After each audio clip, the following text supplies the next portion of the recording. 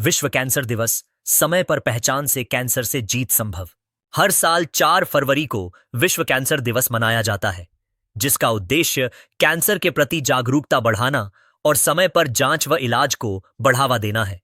2026 की theme United bye unique यह संदेश देती है कि हर मरीज की कहानी अलग है, लेकिन लड़ाई सबकी एक है। भारत में कैंसर के मामले तेजी से बढ़ रहे हैं। आईसीएमआर के अनुसार हर 9 में से 1 व्यक्ति को जीवन काल में कैंसर का खतरा है। झारखंड में तंबाकू सेवन और देर से जांच बड़ी वजह बन रही है, जिससे ओरल, लंग, ब्रेस्ट और सर्वाइकल कैंसर के मामले ज्यादा सामने आ रहे हैं। रांची की विशेषज्ञ डॉक्टर सुमेधा गार्गी के अनुसार सर्वाइकल और ब्रेस्ट कैंसर समय पर पहचान होने पर पूरी तरह ठीक हो सकते हैं। महिलाओं को नियमित जांच, एचपीवी वैक्सीन और सेल्फ एग्जामिनेशन पर ध्यान देना चाहिए।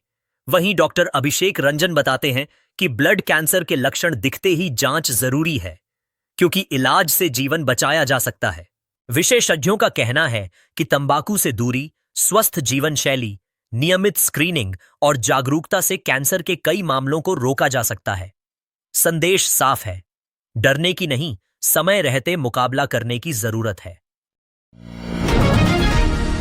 पहाड़िया गांव में शुरू होगी रोजाना ओपीडी, डीसी ने एम्बुलेंस व्यवस्था सख्त की।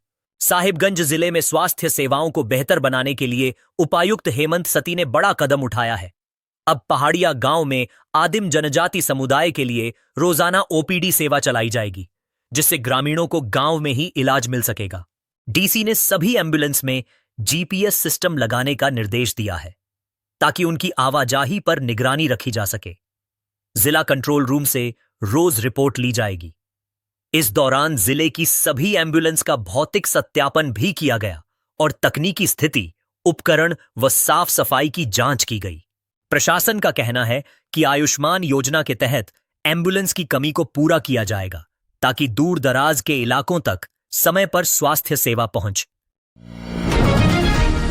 8 लेन सड़क के किनारे स्कूल, बच्चों की सुरक्षा पर सवाल। झारखंड की पहली 8 लेन सड़क के किनारे स्थित उत्क्रमित मध्य विद्यालय बड़की बौआ बिना बाउंड्री वॉल के चल रहा है, जिससे यहां पढ़ने वाले बच्चों की सुरक्षा पर बड़ा खतरा बना हुआ है। तेज रफ्तार वाहनों की आवाजाही और ओवर स्पीडिंग के बीच बच्चे डर के माहौल में पढ़ने को मजबूर हैं। शिक्षकों के अनुसार सड़क निर्माण के दौरान स्कूल के कमरे और बाउंड्री तोड़ दी गई थी। निर्माण कंपनी द्वारा राशि देने का आश्वासन मिला, लेकिन 2 साल बाद भी न बाउंड्री बनी और न कक्षाओं का पुनर्निर्माण हो सका। कमरों की कमी के कारण छोटे बच्चों को एक ही कक्षा में पढ़ाया जा रहा है। बाउंड्री न होने से असामाजिक तत्व और मवेशी भी परिसर में घुस आते हैं, जिससे पढ़ाई प्रभावित होती है। प्रशासन का कहना है कि स्कूल को दूसरी जगह शिफ्ट करने की योजना है और निकाय चुनाव के बाद निर्माण कार्य शुरू किया जाएगा। तब तक स्कूल प्रबंधन को वैकल्पिक व्यवस्था करने के निर्देश दिए गए हैं। चतरा नगर परिषद चुनाव में जनता की प्राथमिकता, विकास, पानी और टैक्स। चतरा नगर परिषद चुनाव को लेकर शहर में राजनीतिक हलचल तेज है। 22 वार्डों में प्रत्याशी जनसंपर्क कर रहे हैं, लेकिन इस बार जनता बड़े वादों से ज्यादा जमीनी मुद्दों पर जवाब चाहती है। शहर की बढ़ती आबादी के साथ सड़क जाम, साफ सफाई, पेयजल और स्वास्थ्य सेवाएं सबसे बड़ी समस्याएं बन गई हैं। अधूरा बाईपास निर्माण, कचरा उठाव में अनियमितता और जल जमाव से लोगों की परेशानी बढ़ी है। वहीं बढ़ा हुआ होल्डिंग टैक्स भी चुनावी बहस का बड़ा मुद्दा बनकर उभरा है। कुल 35,562 मतदाता 23 फरवरी को 42 मतदान केंद्रों पर वोट डालेंगे। मतदाताओं का कहना है कि इस बार वही प्रत्याशी चुना जाएगा जो वादों से आगे बढ़कर शहर के विकास और बुनियादी सुविधाओं पर ठोस काम करेगा। देवघर नगर निगम चुनाव में वार्ड 5-6 की आवाज, पानी और सड़क सबसे बड़ा मुद्दा। नगर निकाय चुनाव की घोषणा के बाद देवघर में चुनावी सरगर्मी तेज हो गई है। ईटीवी भारत की टीम ने वार्ड नंबर 5 और 6 के लोगों से बात की, जहां स्थानीय निवासियों ने अपनी प्रमुख समस्याएं सामने रखीं। वार्ड नंबर 5 के कुंजीसार, बदना टीला, रामचंद्रपुर और चांदपुर इलाकों में पेयजल और जर्जर सड़कें सबसे बड़ी परेशानी हैं। लोगों का कहना है कि खराब सड़कों के कारण कई बार एम्बुलेंस तक नहीं पहुंच पाती। साथ ही स्ट्रीट लाइट की कमी से रात में आवाजाही असुरक्षित हो जाती है। वहीं वार्ड नंबर 6 के रतनपुर, हनुमान नगर, सिमरिया और आसपास के इलाकों में गर्मी के दिनों में पानी की भारी किल्लत रहती है। टैंकर की अनियमित आपूर्ति से लोगों को बूंद बूंद पानी के लिए जूझना पड़ता है। स्थानीय समाज सेवियों ने शिक्षा, स्वास्थ्य और दुमका में मुख्यमंत्री हेमंत सोरेन का जनसंवाद, अधिकारियों को दिए त्वरित कार्रवाई के निर्देश। दुमका स्थित अपने आवास पर मुख्यमंत्री हेमंत सोरेन ने मंगलवार को आम लोगों से मुलाकात कर उनकी समस्याएं सुनी। उन्होंने संबंधित विभागों के अधिकारियों को शिकायतों के शीघ्र समाधान के निर्देश दिए और कहा कि सरकार जनता के हित में पूरी तरह प्रतिबद्ध है। सीएम ने बताया कि राज्य की कल्याणकारी योजनाओं से लोगों को सीधा लाभ मिल रहा है और सभी नागरिकों को इनका लाभ उठाना चाहिए।